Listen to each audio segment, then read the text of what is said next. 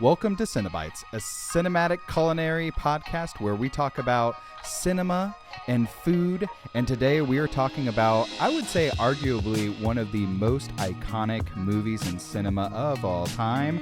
And we are talking about Jurassic Park from the legendary Steven Spielberg. And we're just going to have a good time with it. So, So let's feast your eyes. Feast your eyes.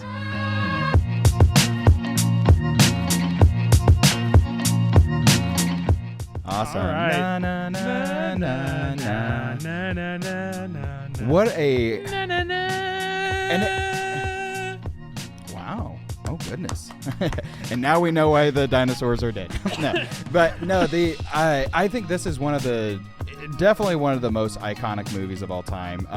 For sure. And I think especially with Steven Spielberg being behind the reins, I think this is definitely, it has so many iconic moments. Steven Spielberg's overrated.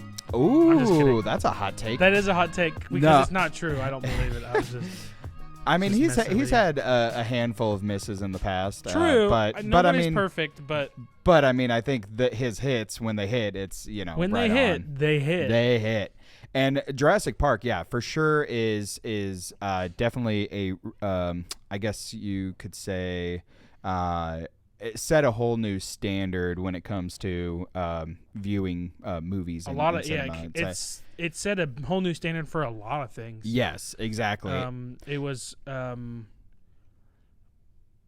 don't know what I was gonna say. I was gonna say it was like one of the first big blockbusters, but that's not true. That's actually Jaws. Right. Jaws is widely considered one of the first ever like blockbuster movies. Sure, yeah. I was getting them mixed up. But, I mean, if you talk about that in the same sense, the the animatronics with that and with Jurassic Park. Mm-hmm. I mean, that if it's executed poorly, it looks really cheesy. But if it's executed the way that Jurassic Park and Jaws did it, then you're seeing a classic in the making. And I think Spielberg did that, and then it just really branched off into other sequels and expansions of the franchise. And you could arguably say that now it could be looked at as kind of a cash grab, but and I do think definitively there's not very many people that would argue that Jurassic Park, the first one, is better than all of the other ones. Yeah. There's not really a contest. The second one is good.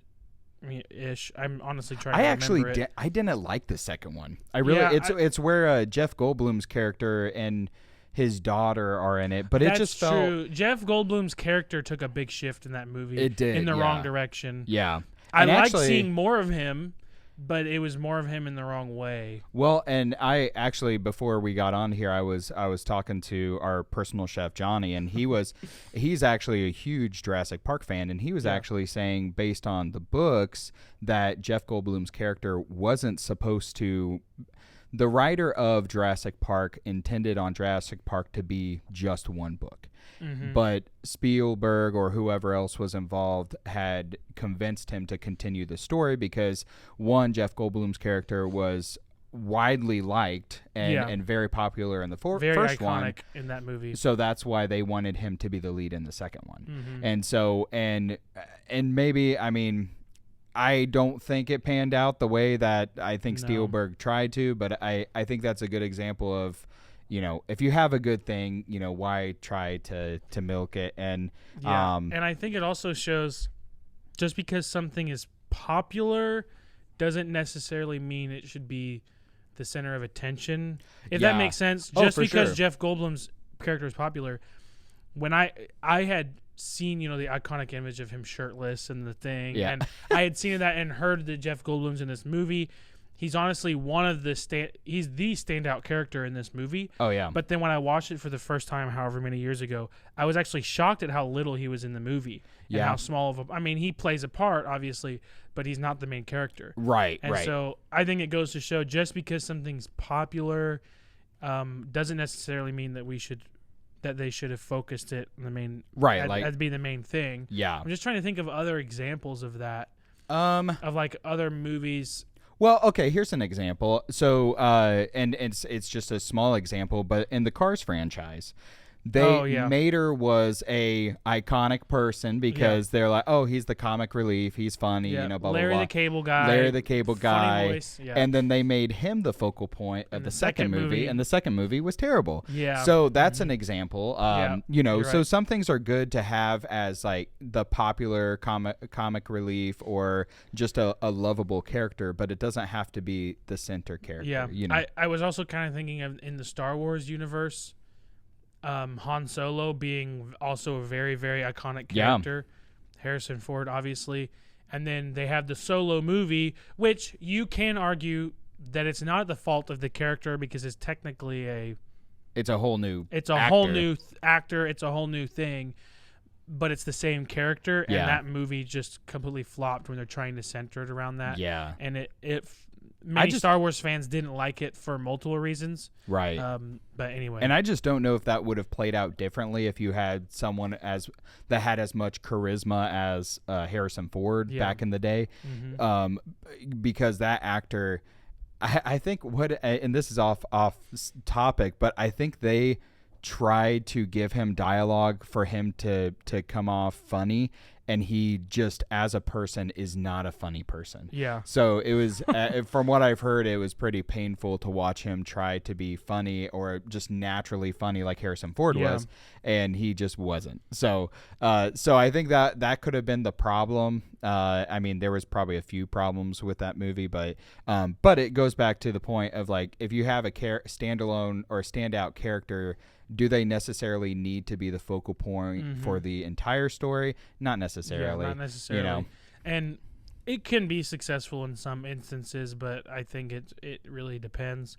I will say, before we move on to the food, this is kind of a hot take, and I haven't seen all of them, so I can't say for all of them, but I actually decently enjoyed the Jurassic World series, at least the ones I've seen. Yeah. I think it's widely just not as popular, obviously, as the first one, and none of them are as good as the first one, I will go ahead and say. Yeah. But I think that Jurassic World, probably the second best Jurassic Park movie. Ooh. In front of Jurassic Park 2 and Jurassic Park whatever the other ones 3, are. yeah. So that's in my opinion. I think mainly that's because it's kind of just a reskin of the original with modern effects, modern actors, different things like that. And I love Chris Pratt. And so I actually think that at least I remember the first one more than I remember. I think I've seen how many are there now? 4? Of the Jurassic World? New ones, yeah. Let me see. So I think there's 1, 4. 2, 3. I'm seeing 3. There could be more. I'm just Jurassic seeing 3. World, Jurassic but World, there could be Fallen 4. Kingdom, Jurassic World Dominion. I mean, and if you think about it, I mean, it was a refresh of the whole series, so it makes sense if they put all their efforts into creating a whole new thing. And you have all new characters. I mean, some people make cameos, which for people who love nostalgia, which is a lot of our culture today, when you throw in characters that people recognize from the originals, then that makes them want to see it even more. Yeah. They're like, oh, I remember that guy because blah, blah, blah. Or even in superhero movies where, oh, I remember that person because it was in the comics, and it's all centered around nostalgia and what's familiar to you and what you enjoyed growing up. So it makes sense if that it would be, I would say, the second best Jurassic Park. I just think, I mean, you could maybe make the argument, some people like the second one, the second regular Jurassic Park. I think it's all right, but in general, I think Jurassic World is still better than all of them except for Jurassic Park, of course. Yeah. That one, and it's honestly a pretty large step. I was gonna say, like, the distance from Jurassic Park to the next one is such a huge gap. It's a huge step. When you're talking about film, it's almost going from like LeBron to like a top college basketball player. Yeah. It's not a bad movie, but yeah, it's not even close to the the level that Jurassic Park is. Let's get to the food. Oh yeah, I guess we could do that. So two or maybe one I would say iconic as far as the movie goes. The iconic scene, one iconic scene in Jurassic Park, because there are several. One is when the T-Rex is approaching. There's so much mystery as to what is actually approaching, and you don't really know. You kind of know. You kind of know or have an assumption of what it is, but you haven't seen it yet or heard it yet. And it's the ripples in the water when it's on the dash of the car. And it's just shaking. that, it's just, so we have water because, we're fancy. It's an iconic part of the movie. Yeah, so we have to include it, of course. With the ripples can't go wrong in the with water. I was trying to remember. Oh, that's nice and cold, too. Love it. I watched a video. Now, go and watch it. If you don't watch Corridor Digital's or Corridor Crew, their channel, have you watched any of their things? I don't think so. Not yet. Honestly, I might save that as my rec for later. Oh, well. But anyway, spoilers.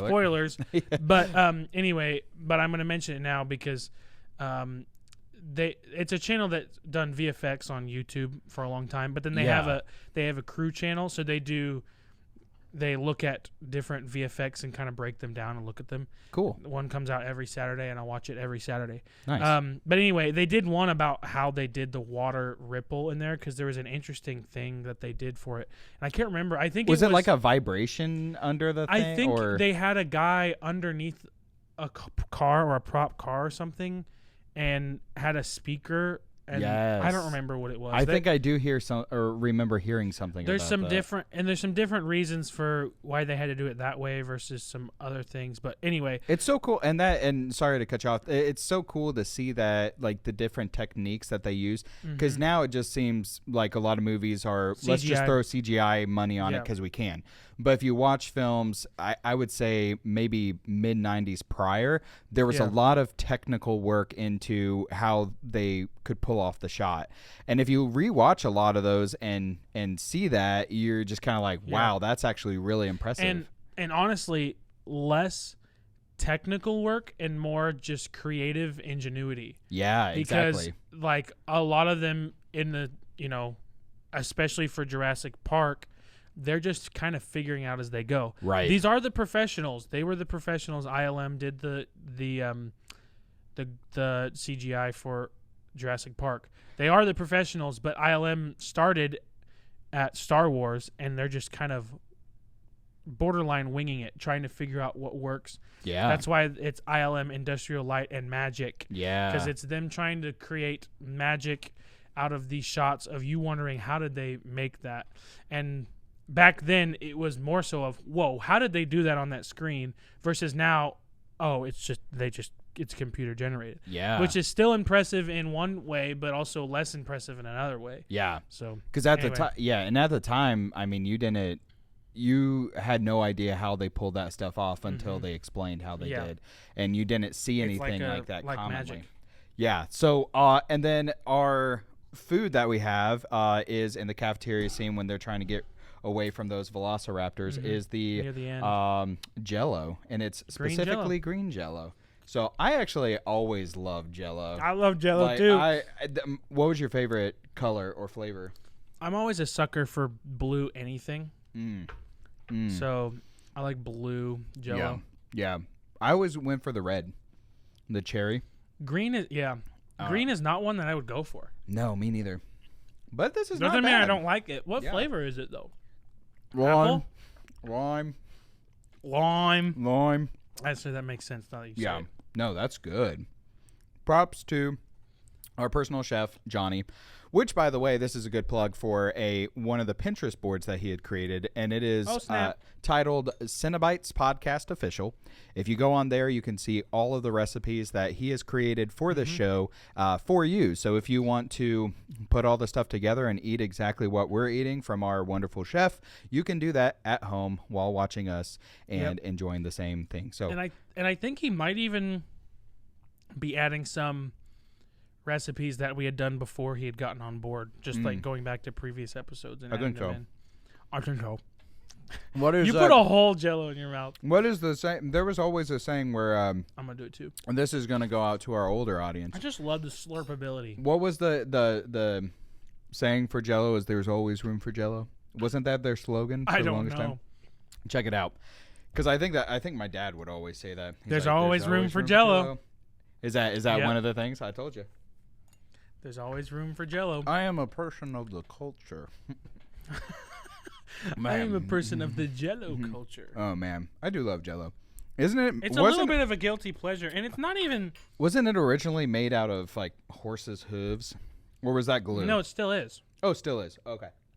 Well, because gelatin. Mm-hmm. Surely they figured out. Which, if you think about it, which I don't, that's all I'm gonna say. I don't think about it because I love Jell-O and I don't want to stop loving it. They had. Okay, so you say hooves. It's hooves. Manufacturers produce gelatin by processing animal bones, cartilage, and skin. Oh, love it. So it's not necessarily just the hooves. It's also the bones, but cartilage, it's the bones, and cartilage, and skin. Jeez. Surely they figured out a way to do it differently. I don't think they. But did. I don't think they have, because honestly, it's something that is very common. Gelatin is very common, and also all this would probably go to waste: animal bones, cartilage, and skin. So it's resourceful. So gelatin is resourceful. Yeah. So and I don't really think of it because honestly. Honestly, it's part of the animal. I eat the meat on the animal. Exactly. So if you think about it, we're really just helping the planet here by eating Jell-O. The bone part doesn't really gross me out because, like, bone marrow, bone broth, and bone broth, like, I'll eat that stuff. Follow the bone. But the cartilage and skin, when you throw it all in there, it does make you think funky. Isn't that how like chicken nuggets and stuff? Don't they have like those parts in it too? I don't know, maybe. Who knows? The less we know, the better off we'll be. I don't really care. It hasn't killed me yet. I think there's a quote about that somewhere where it's like, the less you know, the better off you are. Ignorance is bliss. That's what it is. There it is. Yeah, I just the said less it in a you know. I just said it in a longer, more redneck way. Ignorance is bliss. That is it. All right, so let's go ahead and rate the food and movie experience. Okay. Oh yeah. We high key might finish this whole bowl of Jell-O. High key, low key. Honestly though, when it comes to kind of a sweet, guilty pleasure treat, I really don't think Jell-O's that bad for you, is it? I don't know. It's probably the sugar though. Honestly, there's yeah. But I like to think that there's not, because they're also fruit flavored. So doesn't that mean you're getting your fruit in? Yeah. You know? You can get zero sugar. Yeah, but I don't know if I hate myself that much. So, let's see. One. Almost that's confusing. So, with that's zero sugar. So really, I'm really just gonna have to judge this off of how much I like Jell-O, because the water doesn't really add or subtract 8 anything servings. for me. I mean, look at so on a scale from 1 to 10, how do I like Jell-O? How do I like Jell-O? Well, wait, but we're adding in the movie as well. Yeah. This might actually be a higher. So, if you make one whole box of Jell-O, which you're usually only supposed to eat 1/8 of, according to the nutrition facts, it's 720 calories for a whole package. Oh, I thought you were going to say for an eighth. No, for a whole package. Okay. One serving size is 90 calories, which is about a half a cup. Oh, that's not too bad. So honestly, if you eat, and nobody eats the serving size, if you eat double the serving size, eat a whole cup of Jell-O, 180 calories. That's not terrible. Total sugar is 19 grams. There's 2 grams of protein.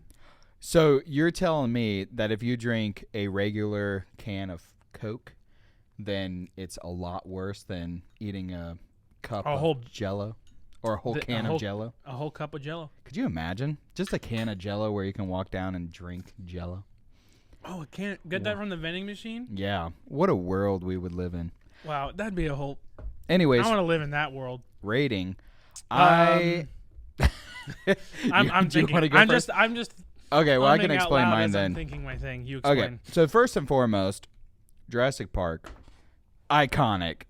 I mean, a lot of Well, if just coming to mind, another iconic show, Toy Story. There's a parody of it in the second one, I believe, where they're driving and in the rearview mirror you see Rex running behind it because of Jurassic Park. Yep. So there's so many little iconic moments from Jurassic Park that have spanned off into pop culture, and still to this day, 31 years later after its release, film release that is. So I think that shows its significance alone. And as a film, if you were just to watch it, if you never heard anything about Jurassic Park and just watch it start to finish, it's a solid film. It's really good. There's reason why Steven Spielberg is probably, if not the most recognizable director's name of all time, is because of work like this. And so that is into consideration. That alone should be out of 10. But with the Jell-O, I do like Jell-O, but I don't love Jell-O. So that puts mine at a solid 8. Oh. Solid 8. I'm actually surprised. 8. I thought you Jell-O's not very hard though. Well, my rating is. I thought I was actually going to be lower than you. Oh, wow. I gave it an 8.6. No. Yeah, I got an 8. So what? Explain again. Are you giving Jurassic Park a perfect 10? I said it with all of that context, it could be a perfect 10. I think for me, Jurassic Park on a film personally would be a 9. Solid 9. I was thinking a 9. Yeah. For maybe a 9.1 for the movie. Yeah. Personally, I was thinking 9 for the movie, 7 for Jell-O. I was thinking 9 for the movie, like 8 for the Jell-O, and that's 9.1 for the movie, 8 for the Jell-O, 8.6. So it got close. Yeah, so, yeah. So we're about on the same a little higher on the wavelength. Jell-O because it's just fun. It's fun. It makes you feel like a kid. You know, it's like eating Lunchables again. You know, you just feel like you're a kid again, and it's nice. And this especially makes me feel like a kid again because I grew up watching Jurassic Park, and it's yeah. This is one of those foods that when you realize you're starting to eat more Jell-O, you realize it's now the bookend of your life. Yeah. You eat Jell-O at the beginning of your life, and you eat it at the end of your life. That's one of the most depressing things I think you've ever said on this show. And it's kind of like diapers too. But exactly. When diapers and Jell-O start showing up around you more often, it's over for you. Oh shoot. Okay, so anyway, now let's actually that's not good for me because I'm eating this right now, and diapers are around me all the time with 2 kids right now. That's true. Yeah, just diapers everywhere. Literally. Okay, everywhere. so I have a movie down for Cinesnacks. We're already jumping right into it. Yeah. Why not? No time to wait. Okay, so I guess that's true, so that the punishment can linger for the rest of the episode. Oh yeah. So so this is a movie. I might need to look it up too, just in case I don't want to give you any wrong information. I can show. Oh yes. I can show the viewers. Okay. Oh snap. And let me. Have I seen this movie? That's going to be a yes or no question. Have I seen this movie? I don't know. Well, you don't know. So well, that's why I'm asking before. I don't know. I might. I don't know. Oh, Mike Wazowski. No, there's another series on Disney Plus that is not a spin-off. It's a continuation of the story of Monsters at Work. Is yes, yeah. My daughter's been watching that. I think she loves it. She just wants me to put on Monsters. Mike Wazowski. Yeah. Okay, so I am thinking. Okay. Yes. What Okay, are you so excited about? I don't know. Yes, okay. Yes! Okay. But I'm afraid that the clues might just give it away. Whatever. Please give it away. Okay. Anyways, so we have, if you want to set your timer, yes or no questions for Cinesnacks. This is starting. You know what the movie is if you're watching. If not, you'll find out at the end. I am ready to go if you're ready to go. And I'm ready. And go. All right. 2000s.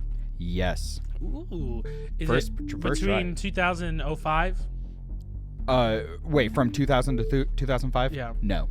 Okay, so it's 2005 to 2010. Yeah, it's the better end of the 2000s. Wow, okay. Well, I don't know. We'll talk about that later. Go ahead. I don't want to distract you. Is it an action movie? No. Drama?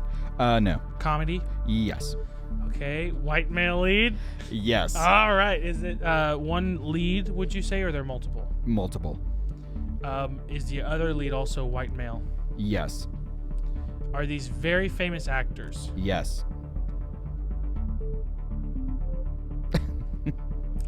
I'm just trying to think of what this could be.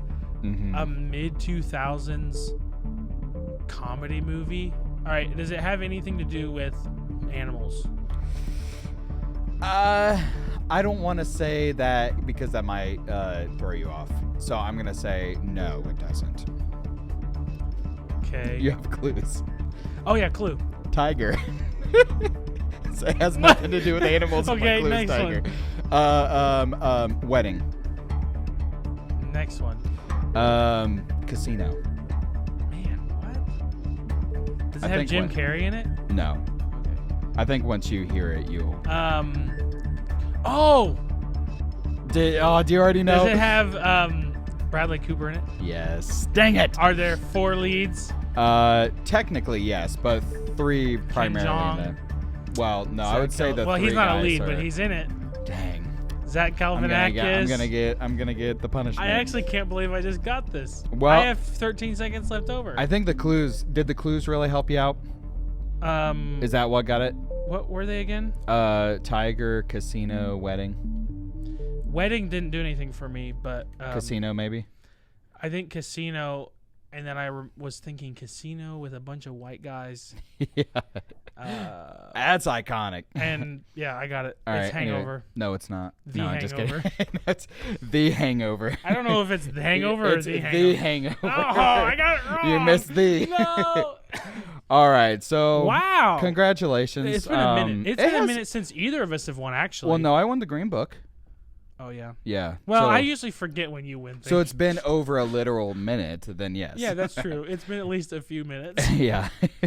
But no, so congratulations. Thankfully, the one I picked today isn't terrible, so I'm not hating it. The punishment. Yeah, so in the movie, what is his name? Wayne Knight, the guy from Seinfeld. I believe that's his name. Newman? Yeah, so in the movie. I just know him from Seinfeld. And he's also, actually, speaking of Jurassic Park relevancy, he came back up as a meme because in the movie Jurassic Park where he's like, hey, this guy, blah, blah, blah. And then he says, see, no one cares. And that was, a lot of people use that meme as like, if you have something that no one cares about, they use that scene with him in it. So speaking of relevancy, but he, so in the movie, one of his iconic death is that he was I don't know, and Johnny's gonna hate me for this, I don't know the dinosaur's name, but there was the dinosaur that specifically spits venom. And so the venom that's not a velociraptor. No, it's not a raptor. It's the one that has the things that rattle out and it makes that crazy noise, and then he has the iconic yell in it. And so Dilophosaurus. Yep, you got it. That is exactly how you pronounce it too. Yep. So yeah, but so Wayne Knight, his name in the movie is Nedry, I think. Nedry. And he so that was his famous Dennis death. Nedry. So you're right. So the punishment is that since we ran out of venom last minute, we have silly string. So kind of a flashback to the first episode. That's true. But you can do that, and I'd like to take actually, my glasses off what if that's okay. Do, actually, no, I'll keep them on. What I'm going to do is I'm going to angle it to where it looks like it's coming out of my mouth. Okay, there we go. And it's got to go. He got right on the face, so you'll have to do it right on the face. So try to. Okay, ready? Set. I don't know how it looks in the camera, but I'm hoping it looks awesome. It doesn't.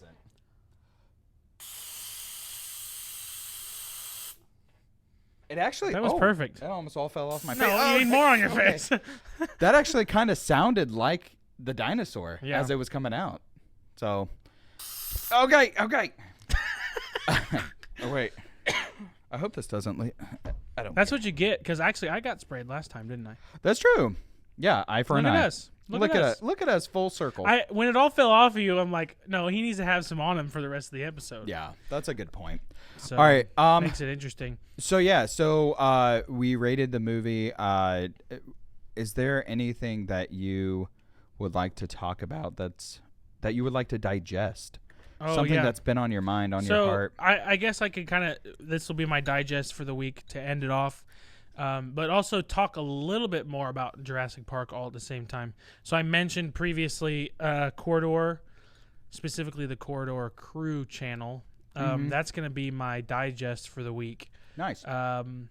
It's not anything particular that I am currently something that I'm really invested in, but it's something that I'm always watching because they release new episodes every week, and they have all kinds of fun different things. Nice. It's a VFX channel, and so they do VFX breakdowns, and every Saturday they have like a VFX breakdown. They look at famous VFX scenes, and that could be a number of different things. And they even have ones. It's called VFX Artist React, and then they also have a animator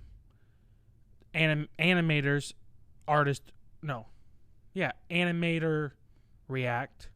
Oh, so they have animators on. They had an animator who was one of the guys that worked on like Frozen and some different things. Cool. And so they've had some big names on the show.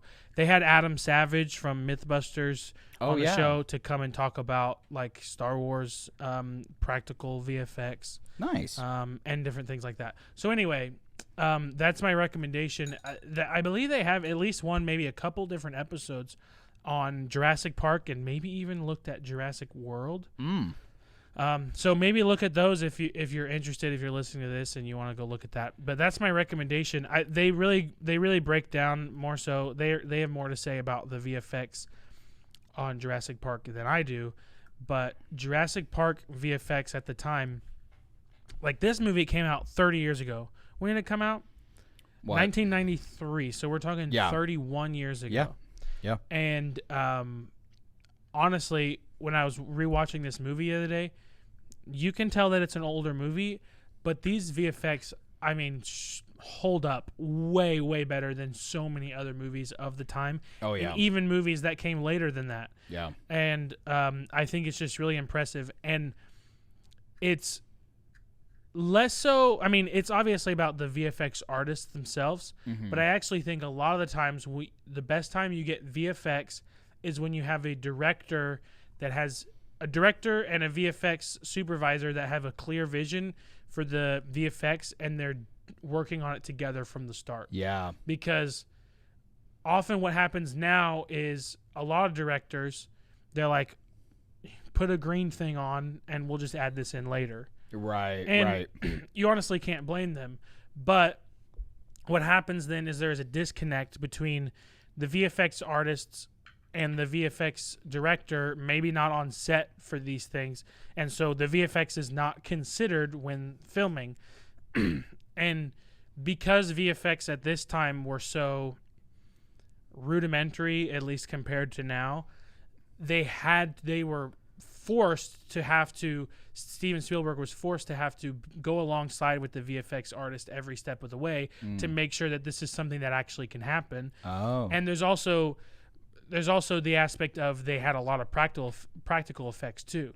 When you have practical on-set effects like puppets and animatronics, those assist the VFX artists because they have something to reference. Right. And so things like the Triceratops that's laying on the ground dead that they went to go help. Yeah. That's an animatronic. Yeah. Or maybe it was a puppet. I don't know. They kind of went back and forth. Some were animatronics, some were puppets, but kind of the same sort of thing. And so they had the same thing for the big T-Rex, which is the most impressive VFX out of that whole thing. Absolutely. They had a puppet / animatronic on set, but then they also interchanged that with a VFX.